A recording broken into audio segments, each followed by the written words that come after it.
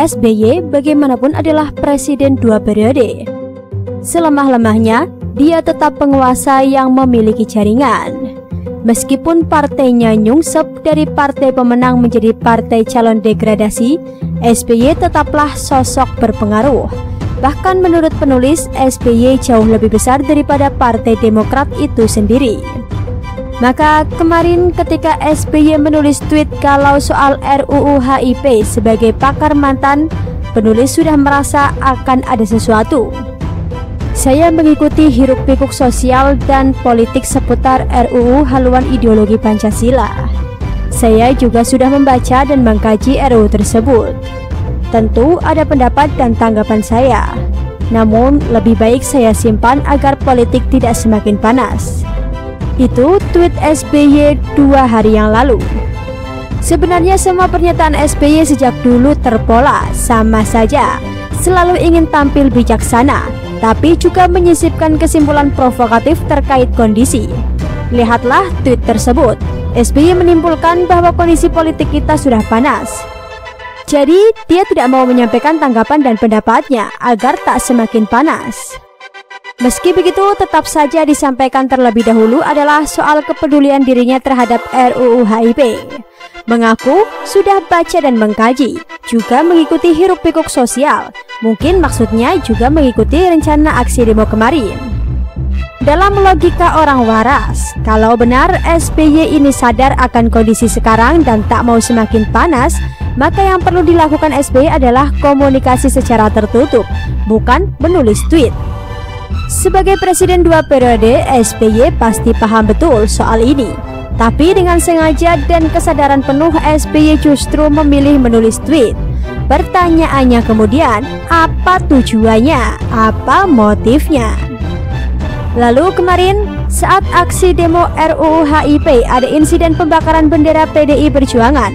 Novel Bamukmin yang merupakan pentolan geng Cingkrang 212 mengaku tak tahu ada pembakaran bendera partai. Yang dia tahu hanya pembakaran bendera PKI. Di mata hukum, jelas itu tak penting lagi. Novel tahu atau tidak, pembakaran telah terjadi. Dan sebagai jubir atau aktor yang berada di atas panggung, Novel layak dimintai pertanggungjawaban. Secara politik, penulis paham kenapa bendera PDIP yang jadi sasaran. Kenapa bukan partai lain? Jawabannya adalah karena Presiden Jokowi adalah kader PDIP. Dan target mereka adalah menurunkan Jokowi seperti yang selalu dizikirkan dalam demo-demo jalanan. Secara propaganda, jelas PDIP adalah partai yang paling militan dan kuat. 128 anggota DPR RI, 18 ketua DPRD, 416 anggota DPRD Provinsi, 3.232 anggota DPRD Kabupaten dan Kota, 237 kepala daerah dan wakil kepala daerah, 1,43 juta pengurus partai lengkap dengan nama dan alamatnya. Semua itu mewakili suara real dari masyarakat, bukan sebatas klaim, nyatanya atau prediksi Google Maps seperti yang dilakukan oleh 212.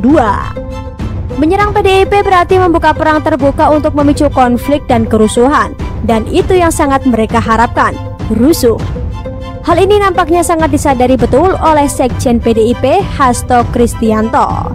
Maka dalam rilis media yang ditulisnya, partai menginstruksi agar para kader tak terprovokasi dan menempuh jalur hukum. Dari 5 poin yang disampaikan, 3 diantaranya mengingatkan agar tidak terprovokasi. Karena memang agak mengerikan kalau sampai terjadi bentrok antara PDIP dan Ormas Kumpulan HTI yang sealiran dengan Rizik. Efeknya akan sangat besar dan bisa jadi berbagai daerah. Tapi yang menarik dari rilis media tersebut, ada satu poin yang menyinggung soal insiden tahun 1996. Jalan hukum inilah yang dilakukan oleh PDI Perjuangan pada tahun 1996 ketika pemerintah yang otoriter mematikan demokrasi. Penulis tahu cerita 27 Juli 1996 ini dari Tambang Sujiwotejo. Seniman yang mengaku kenal akrab dengan Bu Mega itu bercerita, saat itu kantor PDIP diserbu, dirusak. Namun dalam kondisi seburuk itu, Bu Mega justru pergi ke pasar bunga, tersenyum dan begitu tenang. pesan tersebut sangat kuat meredam amarah kader dan simpatisan. Maka kalau hari ini ada sekelompok ormas-ormasan atau terong-terongan yang melakukan provokasi pada PDIP, nampaknya mereka salah pilih lawan. 32 tahun Soeharto tak mampu membubarkan PDIP, apalagi hanya terong-terongan modal kencing ontang. Namun poin penulis bukan itu. Insiden tahun 1996 ini sejatinya bisa menjebloskan SBY ke penjara, andai waktu itu tak ada event politik. Pelaku penyerbuan ke kantor PDIP, Yoris Raweyai, mengaku ditugaskan untuk melakukan penyerbuan atas perintah Asisten Intelijen Kodam Jaya, Kolonel Haryanto. Setelah Yoris Raweyai ditahan, pengacara menyampaikan kejanggalan. Karena aneh kalau Kolonel Haryanto meminta Yoris tanpa ada perintah atasan. Dan benar saja, pada tahun 2004, atasan yang dimaksud yang ditetapkan sebagai tersangka yaitu Sutioso. SBY sebagai bawahan Sutioso sudah sempat diperiksa. Namun karena berdekatan dengan Pilpres, kasus tersebut ditunda. Dan rupanya SBY menang Pilpres 2 periode, sehingga agak berat untuk mengusut kasus 1996 lagi. Inilah sejarah panjang antara SBY dan PDIP. Dalam pandangan awam penulis, rilis media yang disampaikan Hasto dan mengingatkan tragedi 1996 adalah pesan tertutup untuk SBY. Selain itu, berdasarkan pengalaman, kalau SBY sudah ceriwis dan galau, berarti ada kejadian. Entah terjadi dalam internal atau demo besar-besaran. Kita pasti ingat konvers SBY Lebaran Kuda, yang 2 hari setelahnya pecah aksi 411, rusuh hingga tengah malam.